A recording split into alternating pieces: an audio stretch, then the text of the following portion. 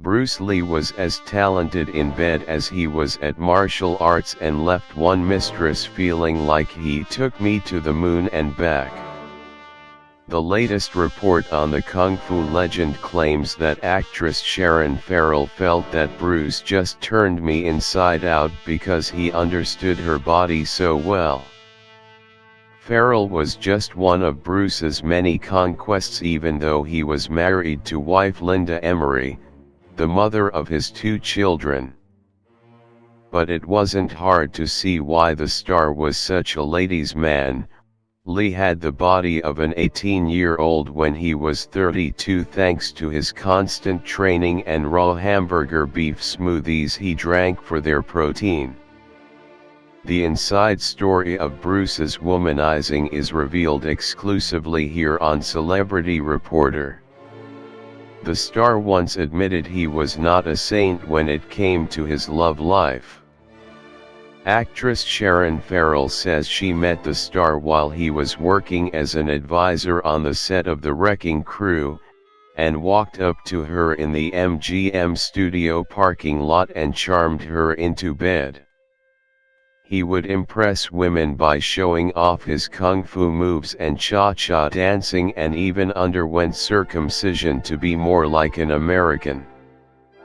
Despite his reputation for being vain and arrogant, women were drawn to him because of his chiseled abs and for what one blonde West German glamour girl called his indescribable magnetism. Bruce died at age 32 in 1973, just a few weeks before the release of Enter the Dragon, the first big Western-produced kung fu film. The movie turned him into cultural icon, introduced the world to his Taoist philosophy, and opened the door to martial arts in the West. But in life Bruce was not as measured as he was on screen and never fully managed his temper and craving for control, behaviors which played out in his treatment of women. Before Bruce became a film star in his own right, he taught kung fu to celebrities in Los Angeles and counted actors James Coburn and Steve McQueen among his clients. One thing Bruce Lee claimed to learn from McQueen was be in charge of everything on the set. Another was to cut a wide swath through the female production of actresses, groupies, housewives and hat-check girls. In 1969 Bruce was an advisor for the film The Wrecking Crew when he met actress Farrell. At the time Bruce's wife had just given birth to their second child, a daughter, Shannon, but he walked up to Farrell in the MGM studio parking and charmed her into bed. Farrell said, "He was the first man I had ever been with who had such a beautiful body. Those abs, his muscles were so defined, it was as if they were chiseled. Bruce was the most incredible lover I've ever been with. He was just so knowledgeable about a woman's body. The affair was very much on Bruce's terms and he would say, 'I'm coming over,' and drag me into the bedroom," said Farrell, who eventually ended their fling to be with McQueen.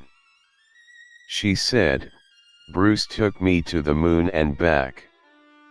He just turned me inside out. But he was married and didn't have a pot to pee in. Steve was successful, he was my protector. I was in lust with Steve, but Bruce was the love of my life." Bruce also had a fling with his co-star on Way of the Dragon, Nora Meow, though she has never confirmed or denied it. Bruce tenderly held her hand and got food for her, his affection all too apparent. But his most well-known mistress was Betty Ting Pei, claims Polly, an actress who met him on the set of Way of the Dragon. Betty says she was with him all the time at the studio, while actor Anderson Nelson confirmed Bruce was engrossed with Betty. With Betty, Bruce did not seem to care about getting caught and would take her out in public, once reportedly buying her a new Mercedes-Benz as a gift. When challenged about it by actress Nancy Kwan, one of his students and his friend, Bruce said, "Oh, Nancy, it doesn't mean anything. It's just a fling. I'll get rid of her. She doesn't mean anything to me. I have plenty of girls." During the 1970s, films Way of the Dragon and Game of Death turned Bruce into the biggest star in Hong Kong and the most famous person in Southeast Asia. It also earned him an invitation from Warner Brothers to make Enter the Dragon, the first Western kung fu movie. Bruce would be the star, but the most contentious role to cast was Mei Ling, the undercover agent who helps Bruce to infiltrate the island owned by Han, the villain. Bruce had promised Betty the role since their relationship had grown more serious, so she rented a room 15 minutes away from his home to see him more easily. He would later give the part to somebody else, sparking a row between the two and ultimately, their breakup. How or why Bruce's wife Linda put up with his philandering behavior is not entirely clear, but her supporters say that she has never been properly understood. Born Linda Emery in Seattle, she grew up in a Baptist family who disapproved of mixed marriages and wed Bruce over the objections of her mother and father, though they later came around. According to the report, Bruce's younger brother Robert Lee said, as a bachelor, Bruce liked to have affairs with beautiful, flashy girls, but he married a quiet, sensitive girl who knew how to listen and would let him have his way. As Bruce told an interviewer in 1966, "Linda is more Oriental than some of the Chinese I know. She is quiet, calm and doesn't yak all the time." Linda, now 73, more diplomatically as the perfect partner for a brilliant, volatile, and extroverted man. Their friend Taiki Kimura said, "Nobody has given Linda the credit she deserves. This woman has been one hell of a pillar of strength."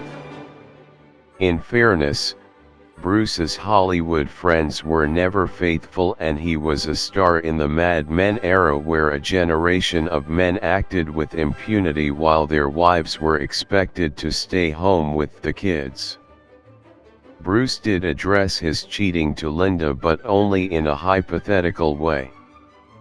"If I ever had an affair with a woman, it would be something that happened spontaneously. I would never plan or decide to have a mistress or anything of that nature," Bruce told her, but his arrangement with Betty seemed at odds with this. Bruce said that if Linda ever found out about an affair, it would have absolutely no importance at all. He said, "All that matters to me is you and the children. Infidelity has no real bearing on a marriage. Fleeting attraction for another female has no significance regarding a matter so fundamental as a marriage." But Linda grew enraged as Bruce said, "Men are like that." Bruce Lee was born Lee Jun Fan in San Francisco in 1940. His father Lee Hoi Chen was a Cantonese opera singer and actor, and his mother Grace Ho was a socialite in Hong Kong, where they raised him. In his youth, Bruce formed a gang of schoolmates and got expelled from his posh Catholic school for pulling a knife on a PE instructor.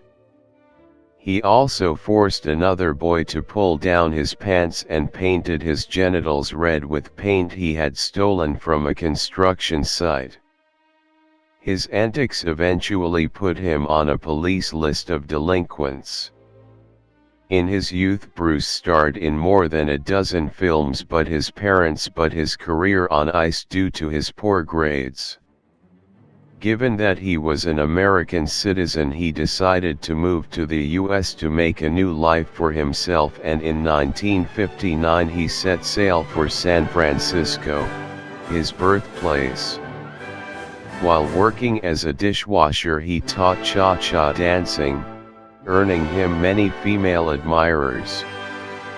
He spent his spare time studying martial arts and teaching workshops where he developed his own style he said was superior to classical forms, which he found too rigid. On June 9, 1967, he gave his method a name, JEET Kune Do, meaning the way of intercepting fist. From boxing, Bruce took the footwork, from kung fu its kicks, and from fencing the movement. He also developed the philosophical side and saw Taoism as a way to managing one's own ego, greed, and anger. Bruce was a fitness innovator and incorporated weightlifting into his routine years before pro athletes did the same. He used an electrical muscle stimulator machine, but he went over the top, cranking it up so high it would curl his hair. He experimented with his diet and downed raw hamburger meat smoothies for their protein. Several times a day he drank a beverage made of Rio Blair protein powder, ice water, powdered milk, eggs, eggshells, bananas, vegetable oil, peanut flour, and chocolate ice cream. His regimen made him bulk out and led to speculation that Bruce used steroids. And while author Polly says it is possible he tried them, there is no evidence to suggest regular use. Bruce loved to show off his latest gadgets and inventions, and nobody ever recalled him mentioning steroids. In his first year of college at the University of Washington, Bruce fell completely in love with a Japanese-American sophomore called Amy Sanbo, a dancer, and had a tempestuous on-off relationship that lasted 2 years. Sanbo said, "When I perform, it's almost orgasmic. It is very sexual," and Bruce was like that too. "I'm horribly addicted to talent," and Bruce was a kinetic genius.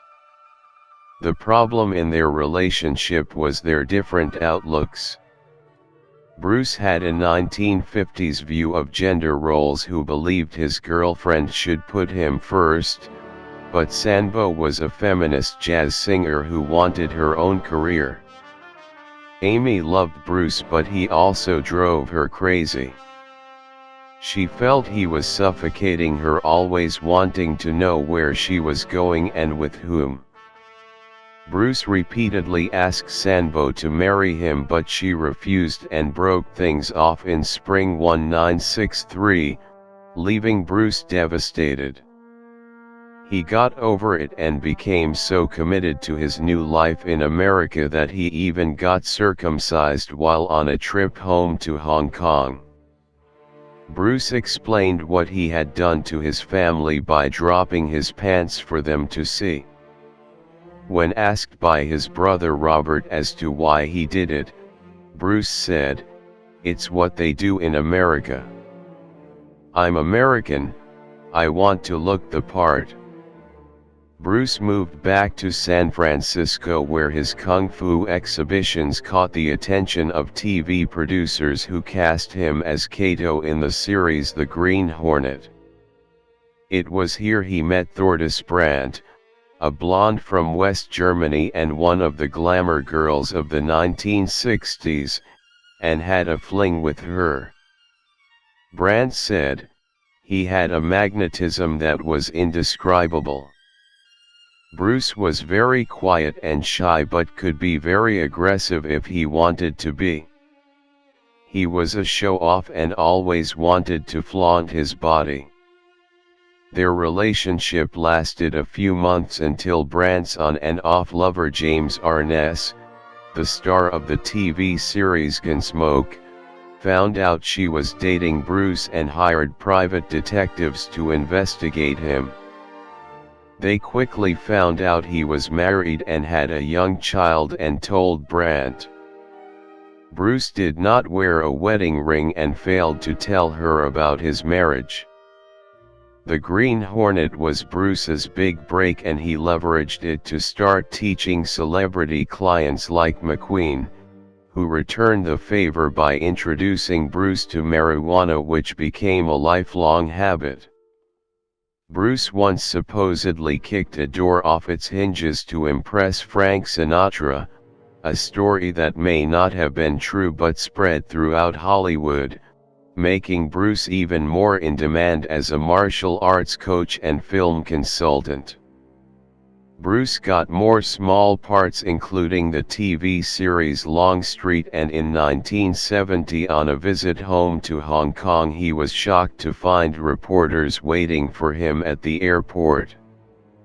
The Green Hornet had just screened and it was so popular that locals jokingly renamed it the Kato Show because they were so proud to see a Chinese national on an American TV series. The next year Raymond Chow, a top Hong Kong kung fu film producer, signed Bruce to make the two films that would make his name. When the Big Boss opened, it took in HK $1 million in its first 3 days, beating the record of The Sound of Music. Bruce had used his knowledge of Hollywood production and his kung fu technique to make his already impressive skills look amazing on screen. It was the perfect fusion of East and West, and the Washington Post said that he had a Cagney-esque cockiness and early Steve McQueen nonchalance. The follow-up, Fist of Fury, did even better and established Bruce as box office gold in Hong Kong. When Warner Brothers put Enter the Dragon into production, it was everything Bruce had dreamed for, his own project, with an American film company, with him in complete control. A lesser man would have taken his foot off the gas, but not Bruce, even if it left him exhausted and gaunt. He had a near miss in May 1973 after collapsing and going into spasms following an editing session in a sweltering dubbing room with no air conditioning. A doctor diagnosed him with cerebral edema, or swelling of the brain, and Bruce admitted that he had eaten some Nepalese hash shortly before the episode. Bruce's death 2 months later became a national scandal in Hong Kong when it emerged he had been at Betty's house at the time of his death, a fact that his managers tried to cover up. Once the press discovered the truth, they turned the case into a frenzy, even speculating that he died with an erection. Reporters bribed their way into the morgue to try and get pictorial evidence. Other rumors claimed that Bruce's body had been switched when Linda flew his remains to Seattle, where she buried him in a quiet ceremony, a contrast to the public outpouring of thousands in Hong Kong. This concludes that Bruce probably died from heat stroke, or hyperthermia, because he had a previous such episode and it was 90 degrees with 84% humidity on the day he died. Bruce had been in Betty's apartment acting out scenes from Game of Death, meaning that he had worked up a sweat, and he was already exhausted and had lost 20 pounds, leaving him looking gaunt with dark rings under his eyes. It is thought that Bruce was misdiagnosed during his previous collapse because doctors were not aware of heat stroke in the way they are now.